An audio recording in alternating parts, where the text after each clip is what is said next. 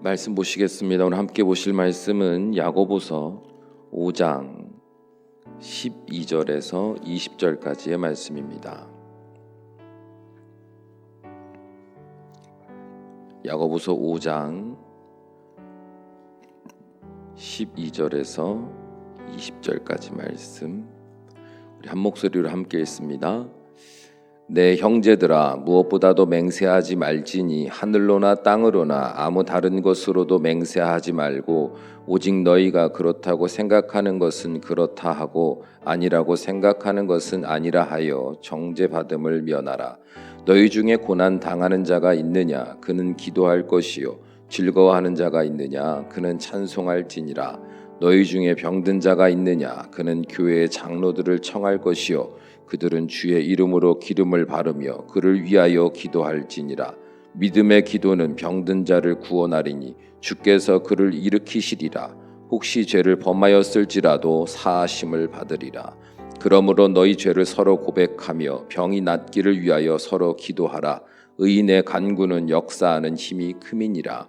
엘리야는 우리와 성정이 같은 사람이로되 그가 비가 오지 않기를 간절히 기도한즉 3년 6개월 동안 땅에 비가 오지 아니하고 다시 기도하니 하늘이 비를 주고 땅이 열매를 맺었느니라. 내 형제들아, 너희 중에 미혹되어 진리를 떠난 자를 누가 돌아서게 하면 너희가 알 것은 죄인을 미혹된 길에서 돌아서게 하는 자가 그의 영혼을 사망에서 구원할 것이며 허다한 죄를 덮을 것임이라.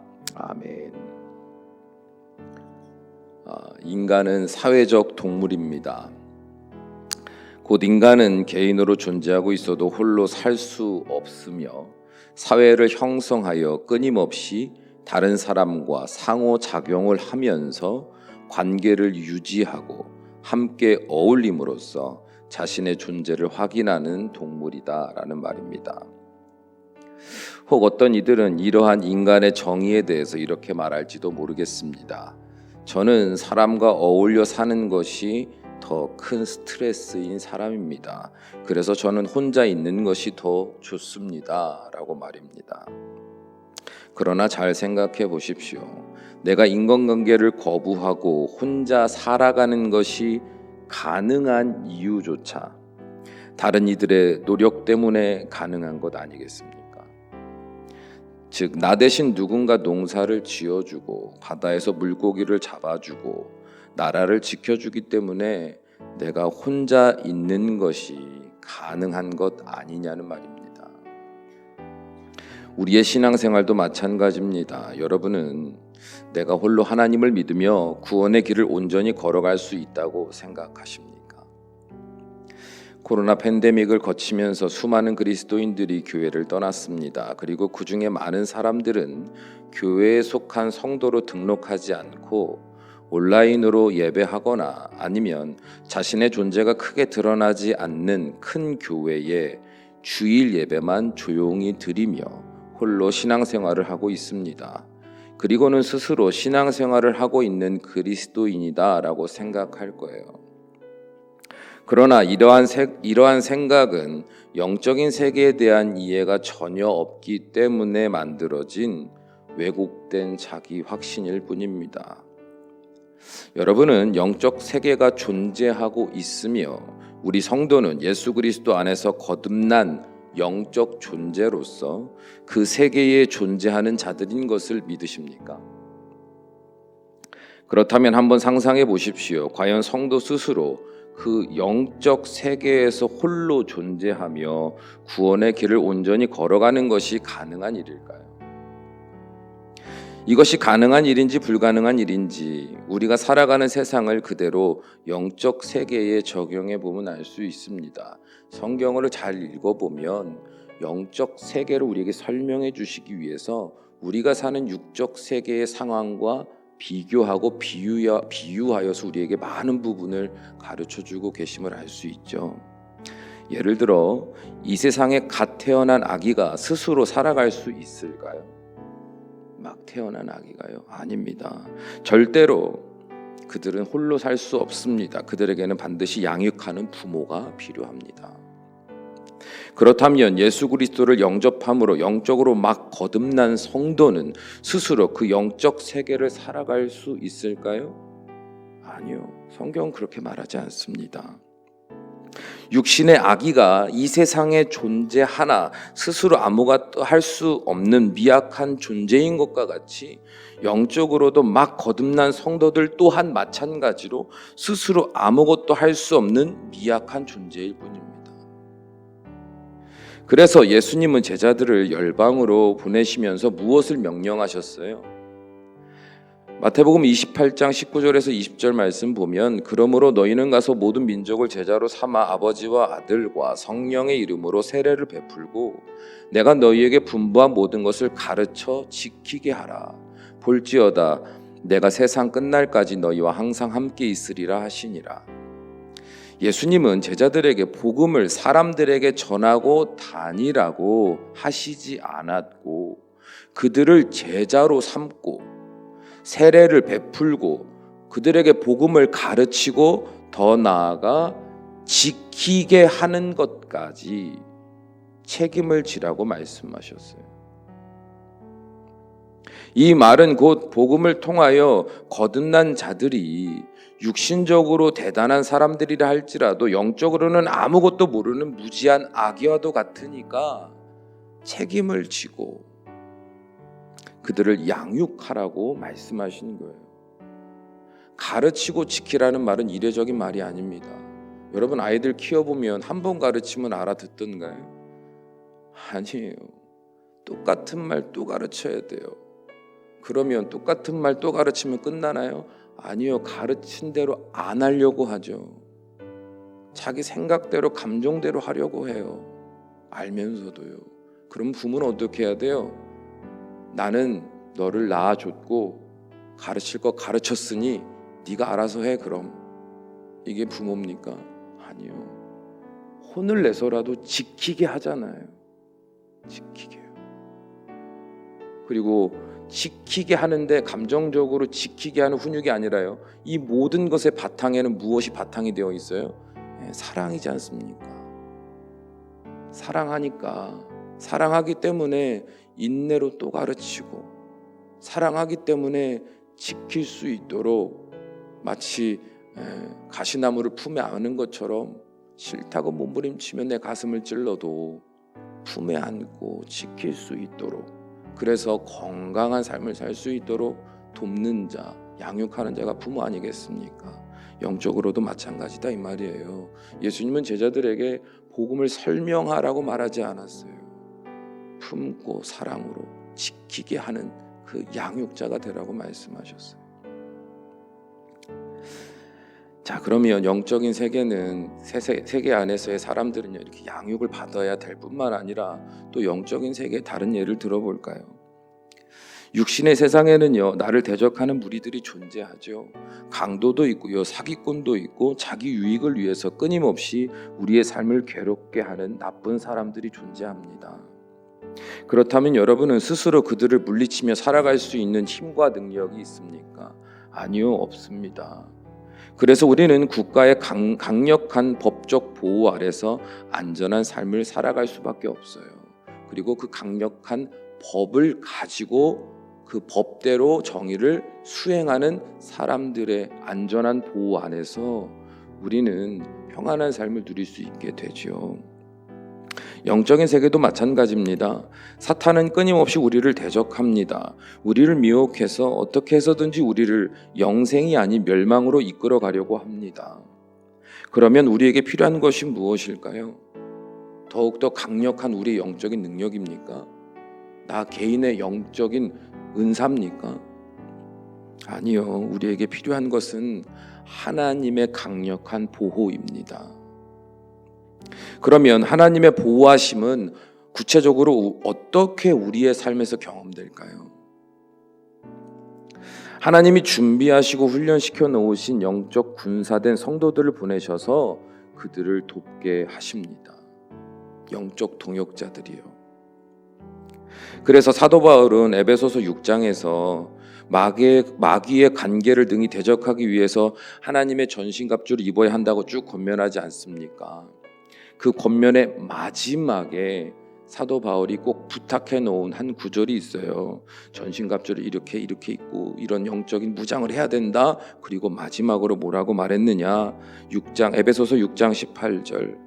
모든 기도와 간구를 하되 항상 성령 안에서 기도하고 이를 위하여 깨어 구하기를 항상 힘쓰며 여러 성도를 위하여 구하라.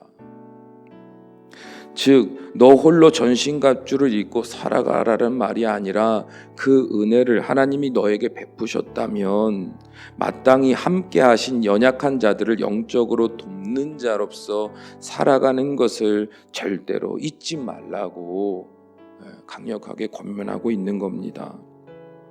오늘 본문을 보면 사도 야고보 또한 이 영적 세계를 잘 아는 자로서 동일한 이해를 가지고 성도들에게 권면하고 있습니다. 14절에서 16절의 말씀을 다시 읽어보면 너희 중에 병든 자가 있느냐? 그는 교회의 장로들을 청할 것이요 그들은 주의 이름으로 기름을 바르며 그를 위하여 기도할지니라. 믿음의 기도는 병든 자를 구원하리니 주께서 그를 일으키시리라. 혹시 죄를 범하였을지라도 사하심을 받으리라. 그러므로 너희 죄를 서로 고백하며 병이 낫기를 위하여 서로 기도하라. 의인의 간구는 역사하는 힘이 큼이니라. 곧 하나님이 영적으로 연약한 자들을 돌보며 함께하게 하신 영적 공동체 안에서 먼저 부름을 받아 영적으로 장성한 분량에 이른 자들은 믿음이 부족하여 그 몸과 마음이 낙심한 자들을 반드시 돌봐야만 한다 라고 말씀하신 거예요. 의인의 간구는 역사하는 힘이 큼이니라. 여기서 말하는 의인은요, 교회 공동체 모든 사람을 말하는 것을 넘어 약한 자들을 돕는 먼저 부름받은 자들에 대한 지칭인 거예요. 그래서 우리는 교회 안에 직분이라는 것을 둔 겁니다. 직분을 주신 이유는 먼저 부름을 받아 영적으로 육적으로 하나님의 특별한 은혜를 받은 자들이 나중된 자들을 잘 돌보고 섬기라고 주신 사명의 자리인 줄로 믿습니다. 그래서 하나님이요 은혜를 더 주신 거예요. 물질의 복도 더 주신 거예요. 세상살이 걱정할 필요 없이 그 마음 염려하느라고 빼앗길 필요 없이 오직 영적인 양육에만 집중할 수 있도록 모든 환경은 내가 다 예비해 줄 테니까 걱정하지 말고 영으로든 육으로든 돕는 자로 최선을 다해 살아가라. 그게 하나님이 우리에게 복을 주신 이유다 이 말이죠. 목사라는 직책은 더 말할 것도 없겠죠. 목사라는 직책을 하나님이 주신 이유는 하나님이 더하여 주신 지혜와 능력을 가지고 교회 공동체를 잘 양육하고 돌보는 일에 목숨을 걸라고 주신 직책의 자리인 줄로 믿습니다. 우리가 이 땅을 떠나서 하나님 앞에 섰을 때 주님은 세상의 일이 아니라 이 영적인 양육, 돌봄, 섬김의 일에 있어서 우리가 무엇을 하다 왔느냐라고 물으실 겁니다. 그거 말고는 다른 거 물어보시지도 않아요. 궁금하시지도 않습니다. 내가 너에게 맡긴 그 영혼들을 위하여 무엇을 하다 왔느냐. 하나님은 그것만 물어보실 거예요. 사랑하는 여러분, 하나님이 우리에게 은혜를 주시고 능력을 주시는 이유는 나 개인을 위한 것이 아닙니다. 우리를 영적으로 성장하게 하셔서 놀라운 지혜를 열어주시는 것 또한 나 개인을 위한 것이 아닙니다. 내가 남들보다 뭔가를 열심히 했기 때문에 특별하게 더 받은 은혜도 아닙니다. 하나님이 우리에게 베푸시는 모든 은혜들은 나를 통해 우리 공동체를 위한 것이 되게 하시기 위함인 것을 믿으십시오. 그러므로 이러한 하나님의 뜻을 바르게 믿고 순종하는 자들은 오늘 본문의 말씀처럼 엘리야의 능력도 마음껏 누릴 수 있는 복된 사람들이 되게 하실 줄 믿습니다. 하나님이 그런 사람들, 그런 사명 안에서 하나님의 뜻대로 능력도 구하고 은사도 구하고 물질의 복도 구하고 건강도 구할 때 하나님이 주시지 않을 이유가 뭐겠어요? 아버지의 뜻대로 바른 것을 살고 순종하기 위하여 아버지의 은혜를 구하는데 아버지가 얼마나 기분 좋게 주시지 않겠습니까? 감당할 그릇으로 훈련하셔서 하나님께서 마음껏 담아 엘리야와 같이 능치 못함이 없는 하나님의 뜻이라면 믿음으로 나아가 반드시 승리하며 하나님께 영광을 올려드리는 복된 인생이 될 줄로 믿습니다. 오늘 우리가 함께 기도할 때 우리 교우들을 생각하며 기도했으면 좋겠습니다. 그러면 우리는 생각지도 못한 하나님의 더 큰 은혜를 경험하는 놀라운 인생들이 될 줄로 믿습니다. 기도하시겠습니다.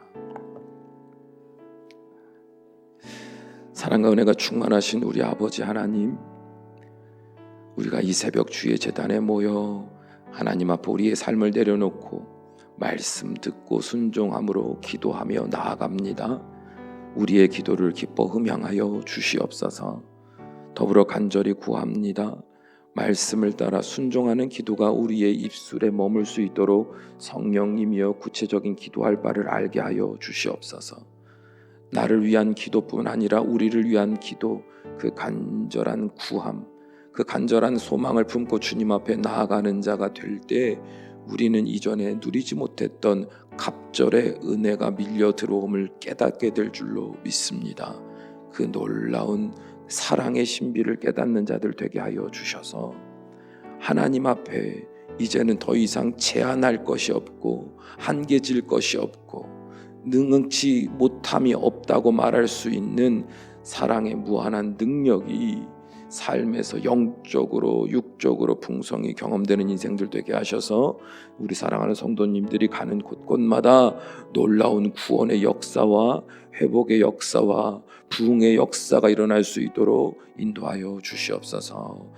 예수님의 이름으로 축복하며 기도합니다. 아멘.